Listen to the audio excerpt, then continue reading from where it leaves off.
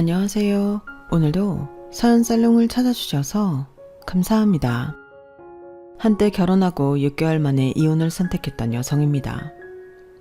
세익스피어가 이런 말을 했대요. 인간의 본질은 안 바뀐다. 다만 가려질 뿐이다.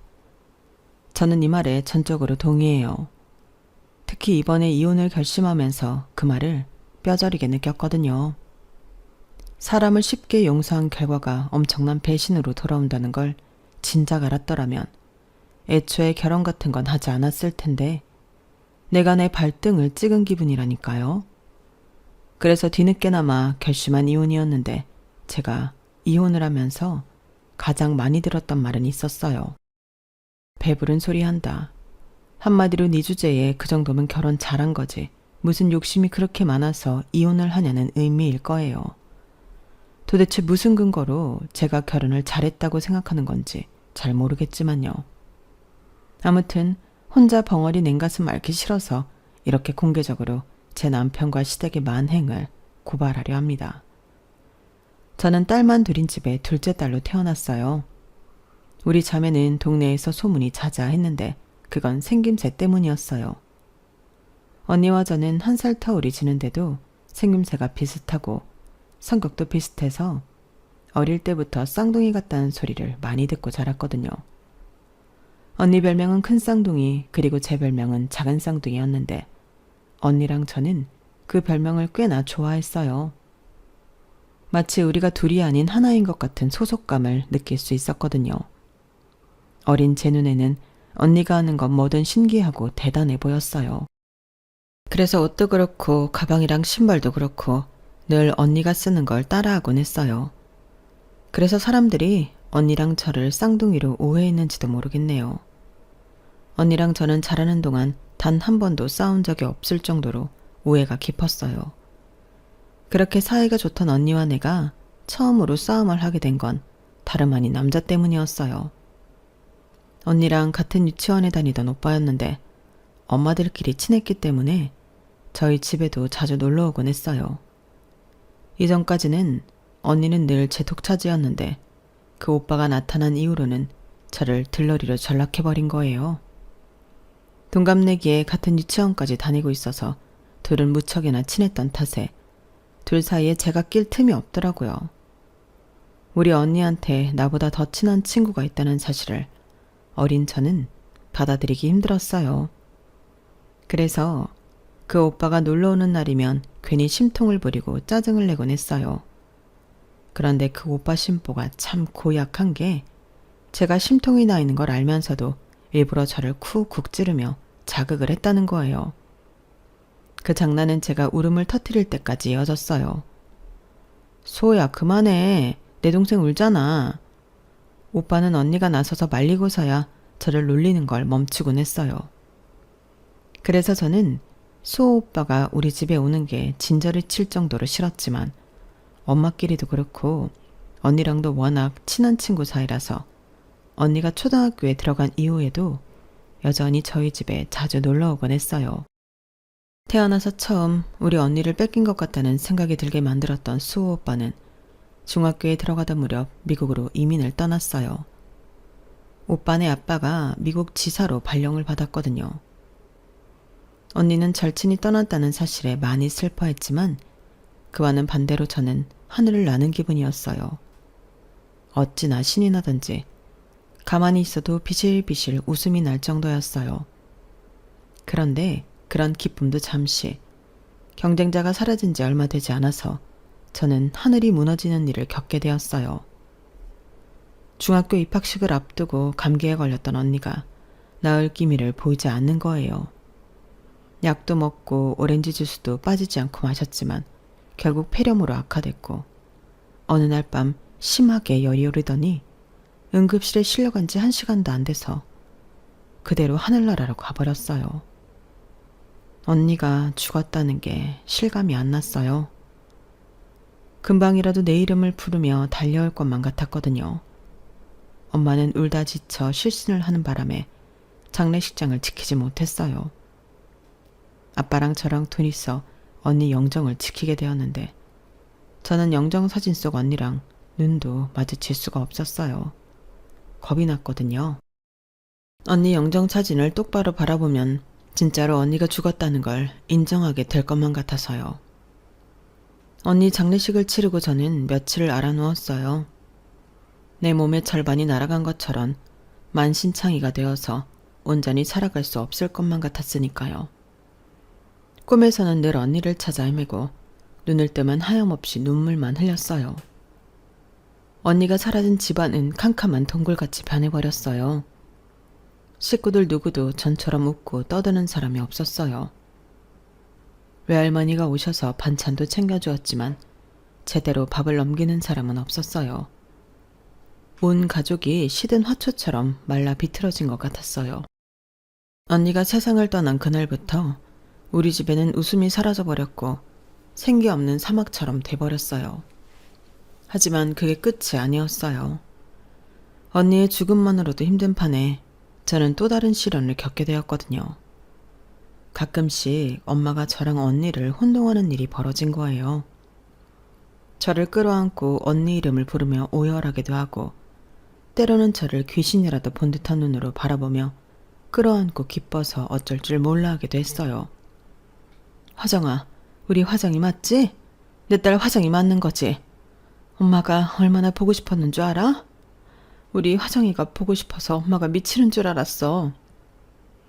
저를 끌어안고 좋아서 어쩔 줄 몰라 하는 엄마를 보니까 내 가슴이 칼로 난도질 당하는 기분이었어요. 한참을 엄마 품에 안겨있던 저는 엄마의 기분을 해치기 싫어서 기어들어가는 목소리로 말을 했어요. 엄마, 나 수정이야. 그러자 엄마는 입가의 미소를 싹 지우고는 마치 제가 더러운 것이라도 되는 양 소스라치며 저를 밀어냈어요. 그리고는 싸늘한 표정으로 방으로 들어가 버리더라고요. 엄마 못지않게 그 상황이 당황스럽기만 했던 저는 엄마가 방으로 들어간 지 한참이 됐는데도 여전히 그 손길이 내 가슴팍에 남아있는 것 같았어요. 매정하고 싸늘한 그 느낌이요. 나는 아무 짓도 하지 않았는데 왜 내가 그런 대접을 받아야 하는 건지 이해도 안 가고 서운하고 서글픈 마음뿐이었어요. 그때 엄마한테 받은 상처는 수십 년이 흐른 지금까지도 제 마음속에 찌꺼기처럼 남아있어요. 문제는 엄마가 그 후로도 좀처럼 나아지지 않았다는 거예요. 부모는 자식이 죽으면 가슴에 묻는다고 하더니 엄마 가슴속에는 온통 언니뿐이었던가 봐요. 더 이상 아빠도 저도 보이지 않는 것 같았어요.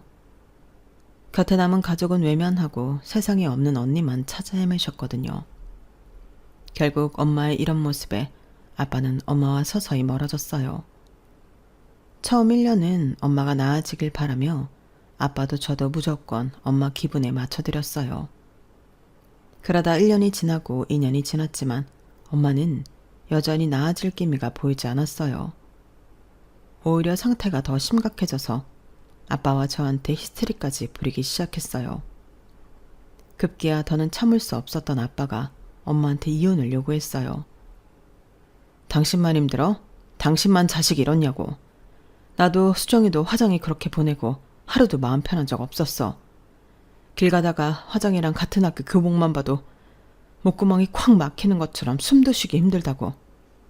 나도 당신처럼 슬프면 슬프다고, 보고 싶으면 보고 싶다고 마음 내키는 대로 다 하고 싶어. 그런데 왜 참는 줄 알아? 아빠니까, 가장이니까. 내가 그러면 당신도 수정이도 더 힘들 걸 아니까 참는 거라고. 우리한테 죽은 딸만 있는 게 아니잖아. 수정이도 있다고. 지 언니 잃고 어린 게 부모 앞에서 힘든 티 안 내려고 노력하는 게 뻔히 보이는데 부모인 내가 어떻게 티를 내겠어. 당신도 엄마잖아. 남아있는 자식이라도 품고 살 생각을 해야지. 왜 죽은 자식만 붙들고 사느냐고. 나도 이제 지쳤어. 더는 당신이랑은 못 살겠으니까 우리 헤어지자. 수정이는 내가 키울게. 어차피 당신한테 보내봤자 제대로 키우지도 못할 테니까. 그렇게 부모님은 제가 중학교 2학년이 되자마자 이혼을 하셨어요. 그 바람에 새학기가 시작된 지 한 달도 안 된 상황에 저는 전학을 가게 되었어요. 원래 살던 집에서 그대로 살 수도 있었지만 아빠가 반대를 하셨거든요. 언니의 흔적이 남아있는 집이기도 하고 동네 사람들이나 학교에서도 우리 집 사정을 다 알고 있는 처지라 아무래도 제가 전처럼 생활하기 힘들 거라고 생각해서 그런 결정을 내리신 거예요.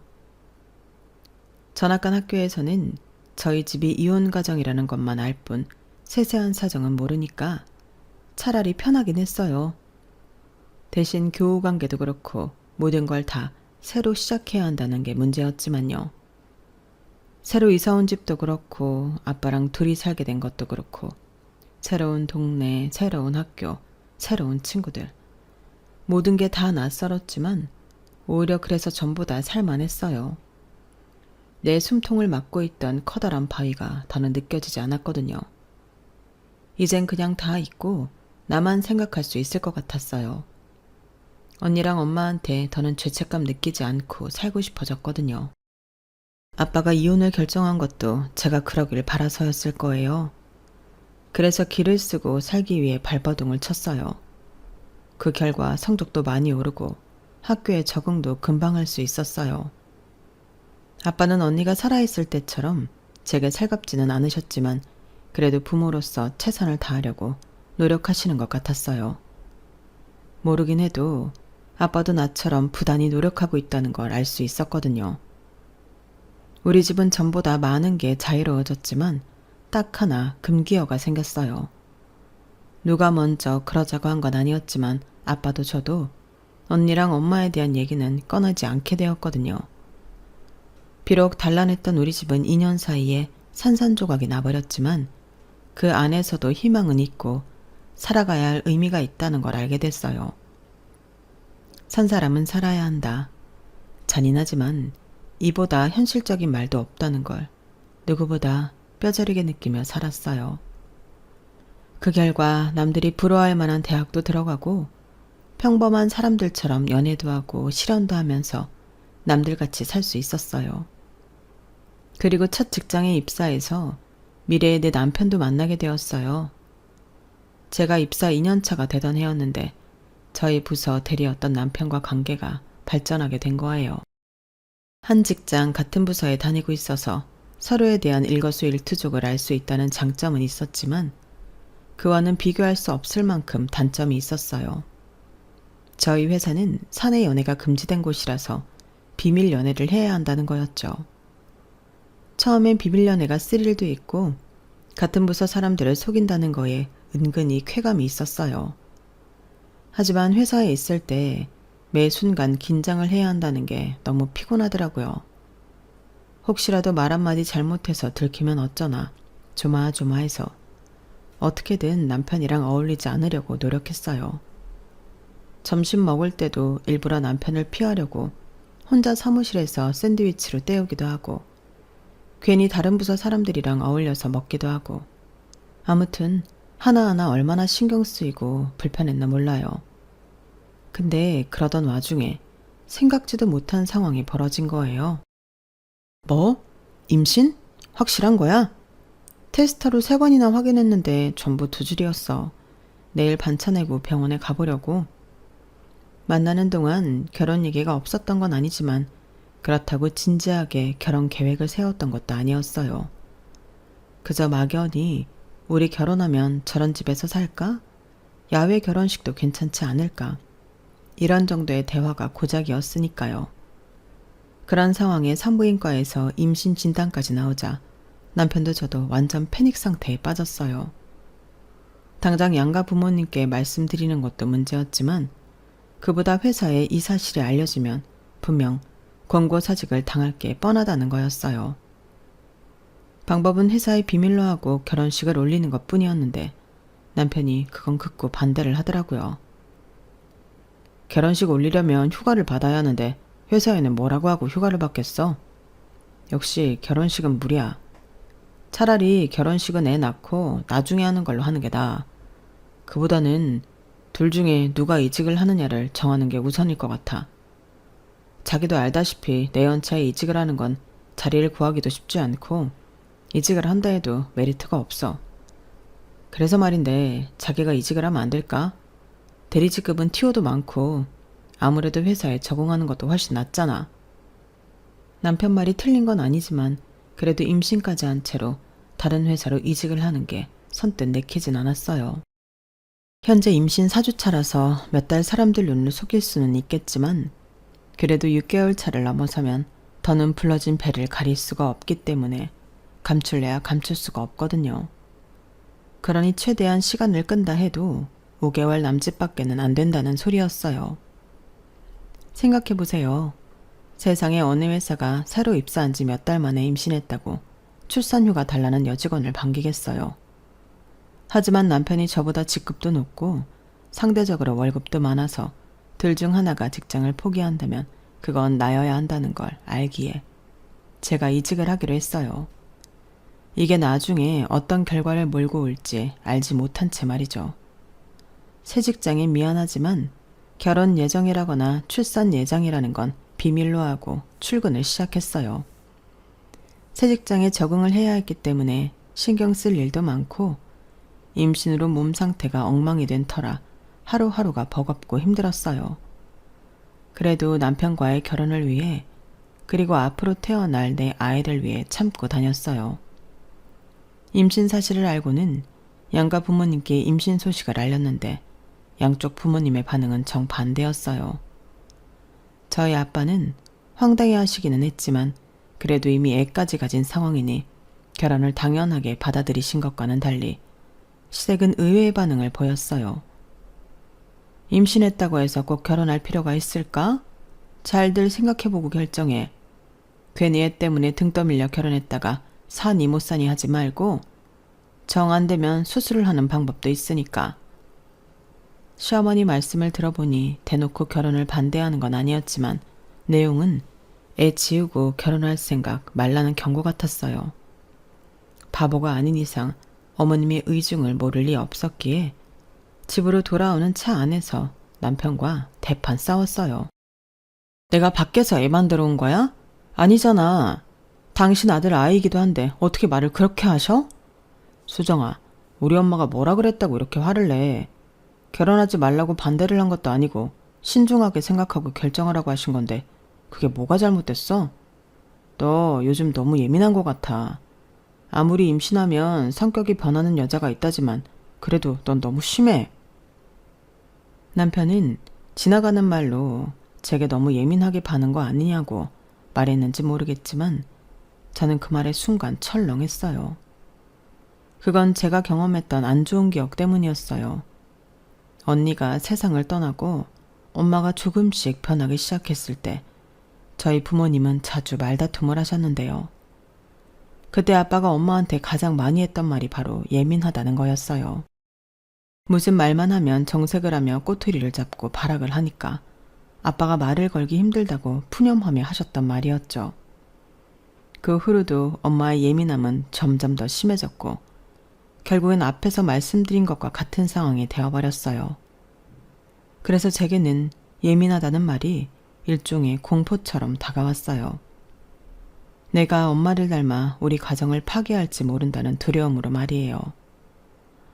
아빠와 이혼을 하고 정신과 치료를 받으며 요양원에 계시는 엄마를 떠올릴 때마다 혹시 나도 엄마처럼 될지 모른다는 공포심이 이번 일로 또다시 수면 위로 올라와 저를 괴롭혔어요. 그래서 내 잘못이 아님에도 불구하고 움츠러들기 시작했어요. 시어머니께서 수술 얘기를 꺼낸 뒤로 남편도 살짝 흔들리는 눈치였어요. 말로는 남들 앞에서 축복받는 결혼식이 낫지 않겠냐며 지금 이런 식으로 결혼을 하면 식도 당장 올릴 수 없고 아이를 낳을 때 출산 휴가를 받아야 하는 저로서는 회사에 안 좋은 이미지를 줄 수밖에 없다고 했지만 그게 결혼을 미루려는 진심인지 아니면 다른 의도가 있는 건지 잘 모르겠더라고요. 그런데 지금까지 별말 없으시던 저희 아빠가 이 문제를 두고 강경하게 나오셨어요. 성인이라면 응당 자신이 벌인 일에 대해 책임을 질 줄 알아야 하네. 내 딸은 잘 다니던 직장도 버리고 전보다 못한 곳에서 새롭게 시작을 하고 있는데 자네는 뭐 하고 있는 건가? 아이는 둘이 만들었는데 설마 내 딸한테만 모든 책임을 떠넘기고 자네 어머니 뒤에 숨으려는 건 아니겠지? 아닙니다. 저도 나름대로 노력하고 있습니다. 그 노력이라는 게 시한을 넘기면 아무짝에도 소용없게 되는 걸세. 지금 내 말은 충고가 아니라 딸 가진 아버지로서 마지막 경고를 하는 거야. 석 달 안에 시골리고 혼인신고하게. 더는 안 기다려.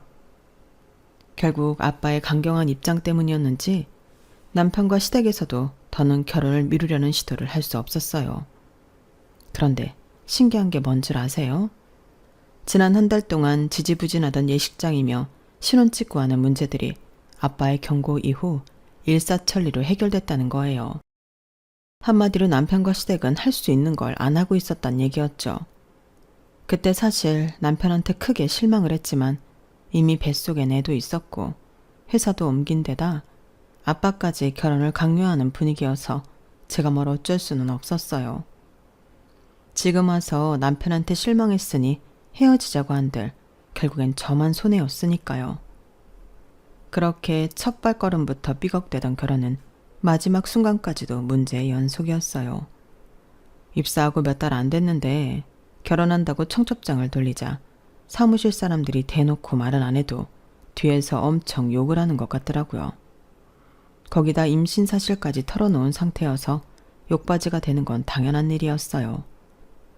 저 같아도 새로 들어온 직원이 그런 식의 행동을 했다면 욕을 했을 테니까요. 그런데 이런 와중에도 시어머니는 예단 문제로 트집을 잡더라고요. 상황이 상황인데 정말 중요한 것 빼고는 약식으로 할 수도 있는 거잖아요. 그런데 당신이 챙길 건 하나도 빠짐없이 다 챙기려 드는 게 너무 속물 같아 보였어요. 솔직히 예단할 돈을 집 구하는 데 보태면 전세 보증금으로라도 남게 되는 돈이잖아요. 그래서 가급적이면 신혼집 구하는데 보태겠다고 하는데도 어머님은 막무가내셨어요. 집은 월세로 하더라도 당신이 요구한 예단은 빠짐없이 챙기라는 말에 정말 할 말을 잃게 되더라고요. 웃기는 건 어머님이 원하시는 예단 목록이었어요.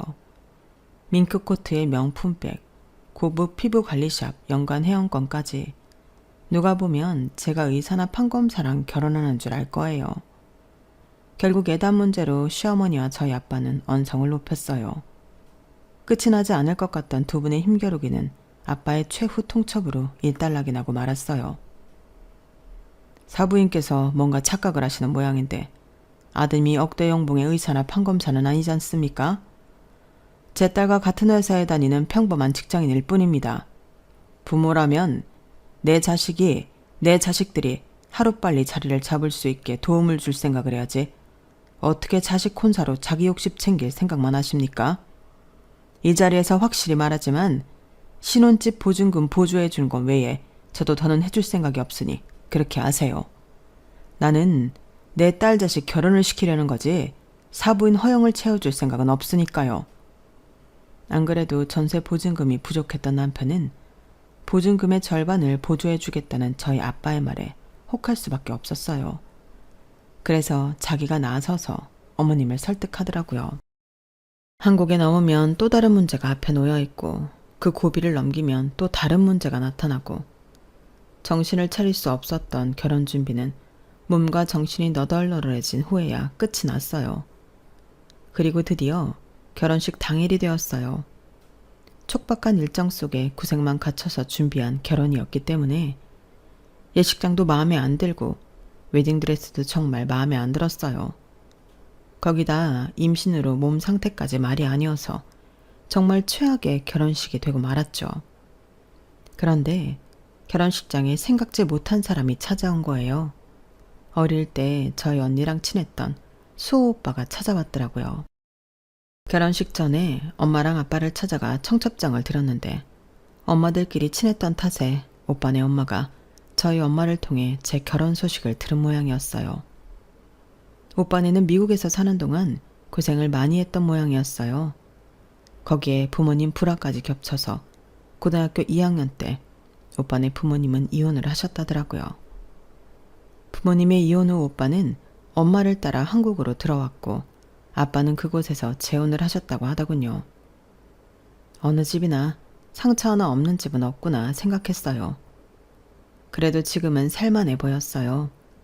대학을 졸업하고 로스쿨을 나와 변호사로 살고 있었으니까요. 사장이 소식을 듣고 제일 먼저 떠오른 게 너였어. 언니밖에 모르던 네가 많이 걱정됐거든. 그래도 힘든 시간 잘 견디고 잘 컸네. 언제든 내 도움 필요하면 찾아와. 오빠가 두 팔 걷어붙이고 도와줄 테니까. 그 말을 들었을 때는 내가 살면서 수호 오빠 도움을 받을 날이 있을까 싶었어요. 변호사의 도움을 받는다면 좋은 일보다는 안 좋은 일일 테니까요. 그런데 살아보니 어떤 경우에도 단언을 해서는 안 된다는 걸 알겠더라고요. 수호 오빠의 도움 따위는 필요 없다고 생각했던 내가 가장 힘든 순간 오빠를 찾아갔으니까요. 사건의 전말은 이랬어요. 결혼하고 몇 달 뒤 저는 딸아이를 출산을 했고 출산의 여파로 몸무게가 15kg나 늘어버렸어요. 그래도 모유 수유를 하고 육아에 지친 탓에 7kg 정도는 빠졌지만 어찌된 게 예전 몸무게로 돌아갈 기미가 안 보이더라고요. 아직 온전치 않은 몸으로 애 키우랴 살림하랴 거기야 살에 대한 스트레스까지 받고 있는 상황에 시어머니가 그렇게 살 빼라고 닥달을 하시는 거예요. 너는 그런 몸뚱이를 하고 남편 앞에 서고 싶니? 세상에 어떤 남자가 띠룩띠룩 살찐 여자를 안고 싶어 하겠어? 어쩜 그렇게 자기 관리를 못해? 내가 아주 너만 보면 숨이 다 막힐 지경이다. 앞으로 그 살 다 빼기 전까지는 가족 모임이고 뭐고 나을 거 없다. 네 시누이 결혼도 얼마 안 남았는데 너 때문에 예비사위 보기 창피하니까 살 빼기 전엔 우리 애 결혼식에도 올 생각 마. 어떻게 사람이 이럴 수가 있어요? 제가 무턱대고 많이 먹어서 찐 살인가요? 어머님도 자식을 둘이나 낳았으니 잘 아실 텐데도 정말 너무하더라고요. 결국 시누이 상견례 때도 저는 어머님의 반대로 참석도 못하고 집에 있었어요. 딱히 시누이 상견례에 가고 싶었던 건 아니지만 그래도 살쪄서 창피하니 오지 말라고 해서 못 간 상황인지라 자존심이 상해서 눈물이 다 나더라고요. 그래서 무슨 일이 있어도 시누이 결혼식 전에 살을 쫙 빼겠다고 결심했어요. 육아와 집안일의 강도가 높아서 돌아서면 허기지는 상황이었음에도 식사량을 확 줄였고 그로 인해 빈혈이 생기는데도 무리하게 다이어트를 이어갔어요. 그렇게 2달이 지나자 임신으로 늘었던 체중보다 5kg나 더 빠졌더라고요. 이젠 전에 입던 옷도 헐렁하게 입을 수 있을 정도였어요. 어차피 회사에 복귀도 해야 하니 이래저래 잘 됐다 싶었죠. 그런데 기쁨도 잠시. 시누이를 통해 뜻밖의 사실을 알게 된 거예요. 시누이가 결혼 준비를 하면서 얘랑이랑 싸웠다며 낮 시간에 하소연을 하러 저희 집에 왔었는데 한참 얘랑 흉을 보던 중에 실수로 이런 말이 나온 거예요. 이렇게 이기적인 인간인 줄 몰랐다니까요. 자기가 결혼 비용 좀 더 낸다고 얼마나 생색을 내나 몰라요. 게다가 어제는 오랜만에 대창 먹으러 가서 뭐라는 줄 알아요? 살찌니까 그만 먹으래요. 그 몸으로 웨딩드레스가 들어가겠냐고요. 이게 결혼할 여자한테 할 말이에요? 이놈의 인간 벌써부터 이러는 걸 보면 안 봐도 뻔해. 우리 오빠처럼 아내가 임신하면 살찐 여자 꼴 보기 싫다고 딴 여자랑 바람 피울 인간이라고요? 그 말에 시누이도 저도 순간 멈칫했어요. 그러니까 시누이 말에 따르면 내가 임신 기간 동안 내 남편이 바람을 피웠단 얘기잖아요. 시누이는 말을 다 뱉고 나서야 자기가 무슨 짓을 벌였는지 깨달았는지 얼굴이 사색이 돼버렸어요. 올케 언니, 그러니까 내 말은 그게 아니라 우리 오빠가 아니라 내가 아는 오빠가 그랬다는 거예요. 절대 우리 오빠가 그런 게 아니에요. 시누이는 어떻게든 상황을 무마해 보려고 발버둥을 쳤지만 이미 때는 늦었어요.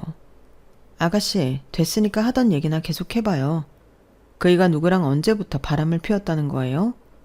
오빠랑 어머님한테는 비밀로 해줄 테니까 얘기해요.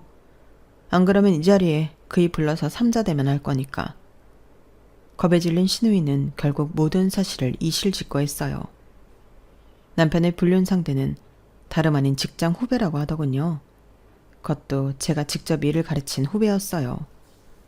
남편이 제 임신 사실을 알고 그렇게 저를 회사에서 나가게 하려고 했던 게 바로 그런 이유였던 거예요. 그때 이미 남편은 양다리를 걸치고 있었거든요.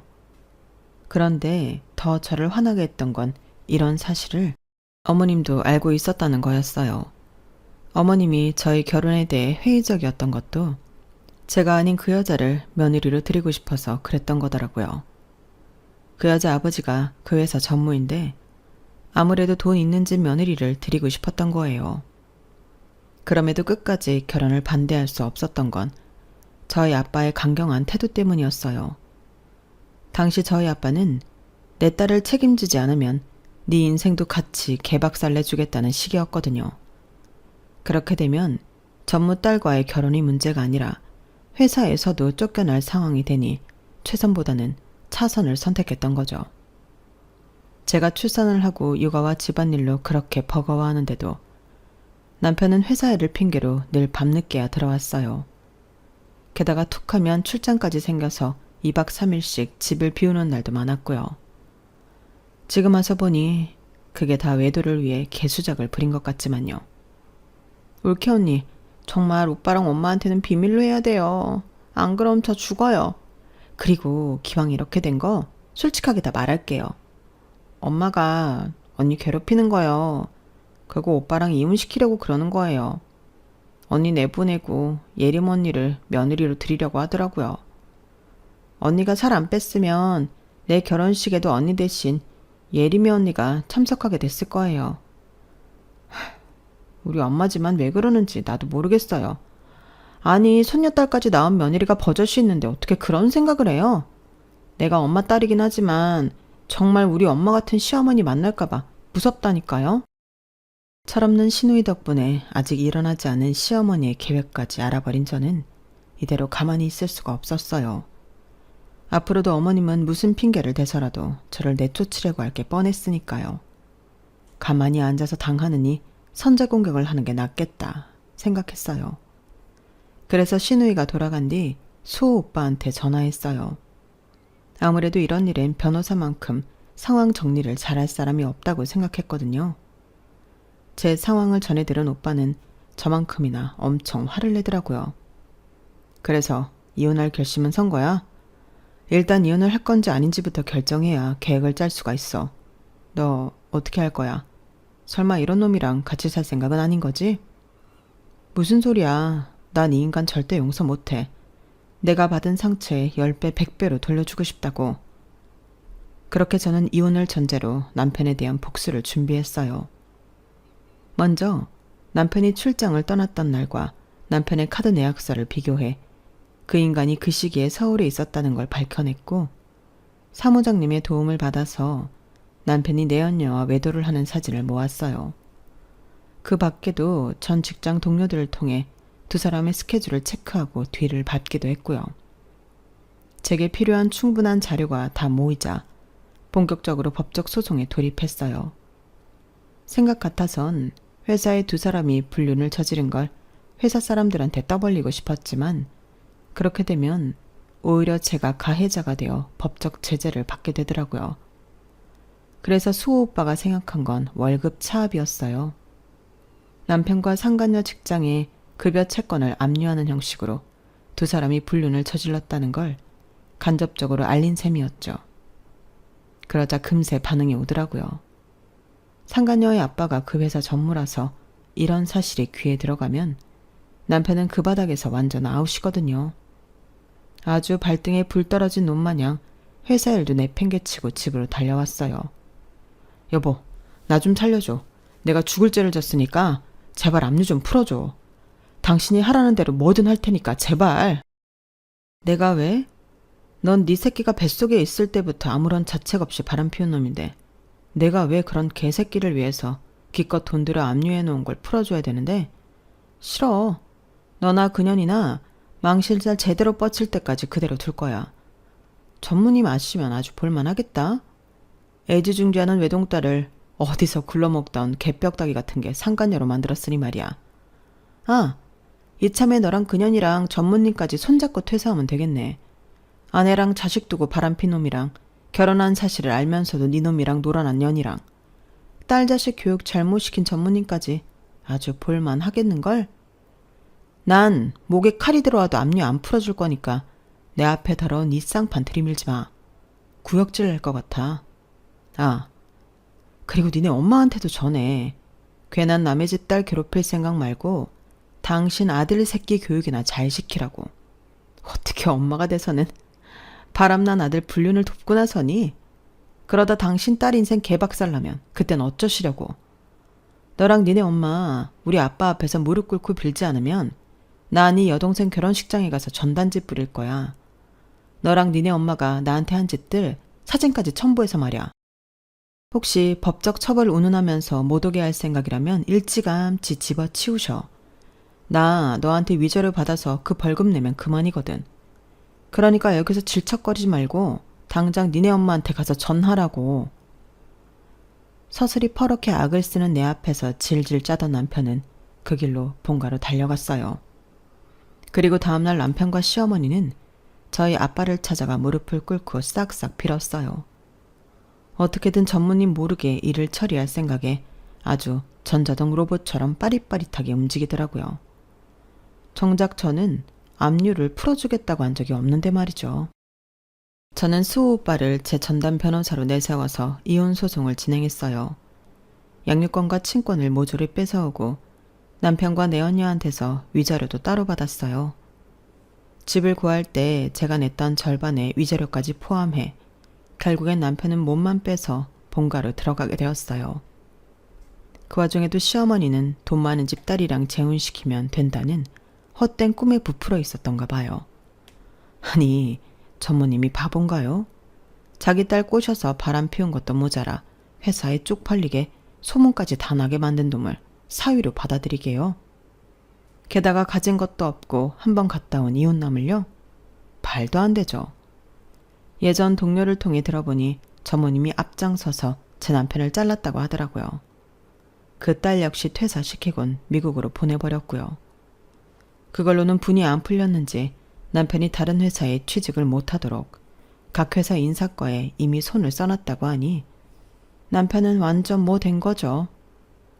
남편이 회사에서 잘리고 얼마 뒤 코로나로 인해 세계 모든 경제가 마비됐고 남편은 그 여파로 한동안 취직도 못하고 어머님 집에서 백수를 지냈어요. 지 꼴리는 대로 살다가 인생을 스스로 똥통에 쳐넣은 꼴이죠 뭐. 그리고 저는 코로나가 종식되고 이듬해 재혼을 했어요. 누구랑 했냐면요. 제 이혼 소송을 맡아주었던 수호 오빠랑 했어요. 오빠 하다가 아빠 된다더니 정말 그렇게 됐지 뭐예요. 우리 딸도 갓난아기 때부터 수호 오빠를 봐와서 그런가 제 친아빠로 알고 있어서 그 문제에 대해 어떤 게 딸아이를 위해 좋을지 아직은 판단이 안 서거든요. 그래서 당장 지금은 우리 가족한테 주어진 오늘의 행복에 집중하며 살 생각입니다. 혹시라도 우리 가정에 불행이 닥친다면 행복했던 시절을 떠올리며 이겨나갈 수 있도록 말이에요. 지금까지 제 사연을 들어주셔서 감사합니다. 여러분의 가정에도 행복과 사랑이 넘치기를 바랍니다. 안녕히 계세요. 여러분, 사연 댓글에 응원과 현명한 조언 부탁드려요. 좋아요와 구독은 저에게 큰 힘이 됩니다. 오늘도 좋은 일 가득하세요.